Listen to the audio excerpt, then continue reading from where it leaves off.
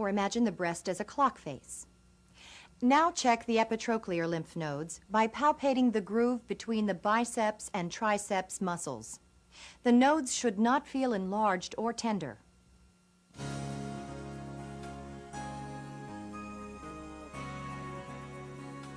Throughout the assessment of the patient's arms, note their range of motion, muscle mass, and strength. To assess the vascular system in the arms, inspect the patient's hands. They should feel warm, and you should not detect edema or lesions. Next, check capillary refill time by depressing a nail bed until it blanches. Then quickly release the pressure. The nail bed should regain its normal color in 1 to 2 seconds. Palpate the radial and brachial pulses, which should be equal, regular in rate and rhythm, and strong, but not bounding in amplitude. Continue the assessment by evaluating the arm's sensory function. Follow these guidelines. Have the patient keep his eyes closed. Scatter the stimuli. Vary the pace. Compare distal and proximal areas. Compare both sides of the body. And map any areas of sensory loss. Please close your eyes. To assess for light touch, randomly touch a cotton wisp to the patient's arms and have him tell you when he feels the touch. No. No. No. To assess the patient's pain sensation, use a broken swab to test sharp and dull sensation. Tell the patient to identify the sensation as sharp or dull as you lightly touch his skin with the swab. Alternate the sharp and blunt ends of the swab. Sharp. Dull. If the patient has trouble identifying these stimuli, assess his temperature sensation in a similar way using test tubes of warm and cold water. Please close your eyes. Warm. Cold. Warm. To test the patient's vibration sensation, activate a tuning fork and then quickly place its stem over a distal bony prominence, such as a finger. Instruct the patient to say now when the fork starts vibrating and again when it stops vibrating. Perform this test in both arms. Normally, the patient can tell when the fork starts and stops vibrating. If he can't, test his vibration sensation more proximally. You'll also perform this assessment in both legs later in your exam. No. Good. Next, assess the patient's position sensation. Have the patient close his eyes. Down. As you move one of his fingers up and down, instruct him to tell you which direction it is moving in. He should be able to do this accurately. If he can't, test this sensation more proximally in both arms and later in both legs. Now assess the patient's touch discrimination with the next 4 tests. The first test assesses stereognosis. Ask the patient to close his eyes. Then place a coin, key, or other object in his hand and ask him to identify it. He should be able to do this correctly. Good. The second test assesses graphesthesia. Perform this test if the patient has difficulty moving his hands. Trace a number in the palm of his hand and ask him to identify it. He should be able to identify the number accurately. The third test assesses 2-point discrimination. Randomly touch 2 sharp objects to the patient's fingertips and then gradually decrease the distance between the 2 objects. 2. Note the distance at which he can no longer perceive 2 separate points. 2. Normally, this is less than 5 millimeters. The fourth test assesses extinction.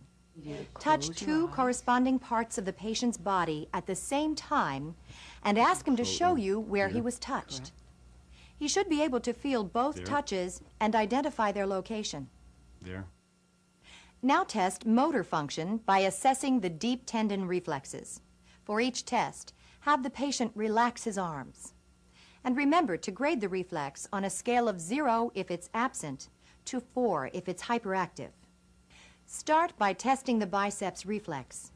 Place your thumb on the patient's biceps tendon and strike it with a reflex hammer.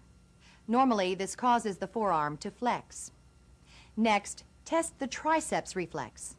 As you support the patient's upper arm, strike the triceps tendon above the elbow. This should elicit forearm extension. Now test the brachioradialis reflex. Strike the forearm 2 to 3 centimeters above the radial styloid process. This normally causes forearm flexion and supination. Finally, you'll assess the cerebellar function of the arms. To assess rapid alternating movements, have the patient pat his knees with his palms facing upward first and then downward. Have him gradually increase the speed of his movements. His movements should be coordinated and equal. Next, ask him to touch his thumb to each finger on the same hand and then to reverse the direction. He should be able to do these rapid skilled movements quickly and accurately. Then assess point-to-point localization using the finger-to-finger test. Have the patient touch your finger with his finger and then touch his nose. His movements should be smooth and accurate. Also perform the finger-to-nose test. Instruct the patient to close his eyes. Then have him stretch out his arms and touch his nose with one index finger, then the other, gradually increasing the speed. Again, his movements should be smooth and accurate.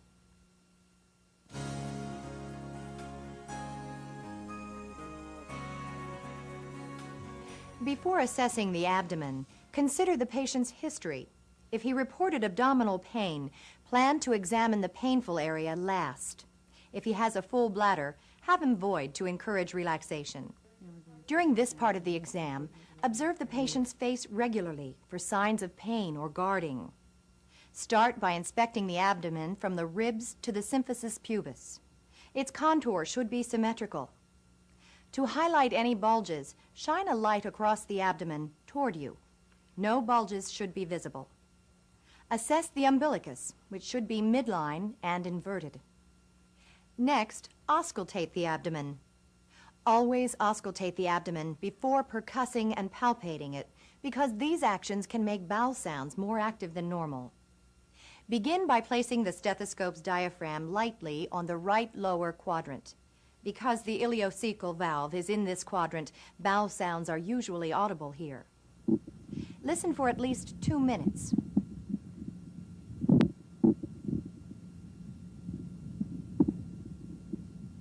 Assess bowel sounds in all 4 quadrants. Determine if the sounds are normal, hyperactive, hypoactive, or absent. Be sure to listen for 5 minutes before concluding that they're absent. Now auscultate for vascular sounds by switching to the bell of the stethoscope and listening over the aorta, renal arteries, iliac arteries, and femoral arteries. Listen for bruits, which may be heard during systole. Bruits are abnormal. Next, percuss in a systematic fashion. You should hear dullness over the solid organs and tympany over the air-filled organs. You may also hear dullness over a distended bladder, adipose tissue, fluid collection, or a mass. You may hear hyperresonance over a gas-distended organ. Now percuss each organ, beginning with the liver. To assess the liver, percuss from the right lung area down the midclavicular line until you hear dullness.